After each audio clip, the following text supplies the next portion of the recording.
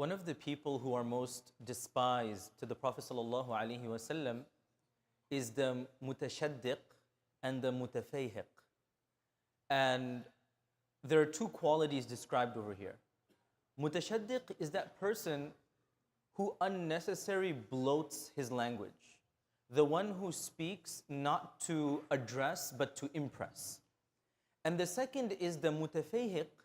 He doesn't speak to communicate, he speaks to draw attention to himself. Whenever he speaks, he doesn't really speak to convey a particular idea, but it's rather to show some quality in him or some accomplishment in his life. To give you an example, some years back, I was at a particular pharmacy and I was going to get some painkillers, some Tylenol. So I was in the medicine section, and it's something very benign, something very simple. You don't need to be a neuroscientist to know if you want Tylenol or not. So I'm picking out which Tylenol to buy, and this one brother, he shows up and he says, "Sheikh, what are you looking for?" I said, "I just need some Tylenol. It's nothing too major, inshallah." He's like, "Don't worry. All three of my children, they're physicians. One of them is a neurologist, one of them is a pediatric physician, and one of them is, I don't even know what he said." He says, "Don't worry, I'm going to call all of them right now to tell you which best Tylenol to get." And I'm thinking to myself, yeah, like, mashallah, I know that your children are all educated, mashallah, may Allah reward you, may Allah give you fadl, may Allah give you barakah, but I can pick the Tylenol even if I was a janitor. You don't need so much education for that. So that mode of communication, again, may Allah reward the brother, may Allah increase him and give him much more in this dunya, but it just showed me sometimes when we're communicating, why are we communicating?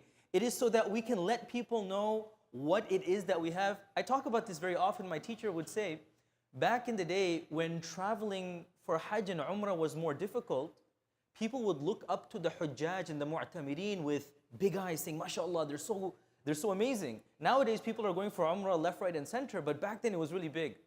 So when a person wanted to show his position, wanted to show his accomplishment, he would invite everybody to come for Zamzam and Ajwa.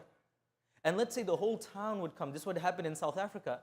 He would say everybody would show up, and before he would offer people some Zamzam, he would call out to his wife and say, "Get me the Zamzam from my third Hajj. Get me the Zamzam from my third Hajj, not my second, not my fourth, get it from the third one."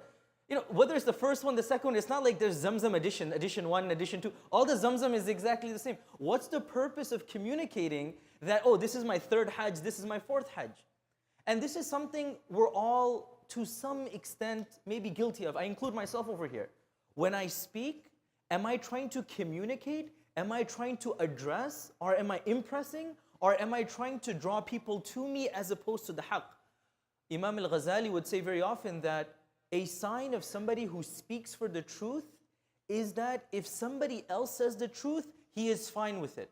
For many of us, it's not speaking the truth, it's that I have to say the truth. If there's a conversation happening, multiple people are speaking, somebody's already addressed the point. But I need to put my 2 cents in my input, whether I'm adding something or not, to let people know, look, this is what I have to say. And everybody's sitting there thinking, you're just repeating what the other person is saying. So the mutashaddiq and the mutafayhiq, two qualities mentioned in the Quran that we ask Allah to protect us from, and that we ask that He protects us from our own egos without even realizing. May Allah subhanahu wa ta'ala protect us and allow us to use our tongues for what is beneficial and draws the pleasure of Allah, not His wrath. Inshallah, ameen ya Rabbil Alameen.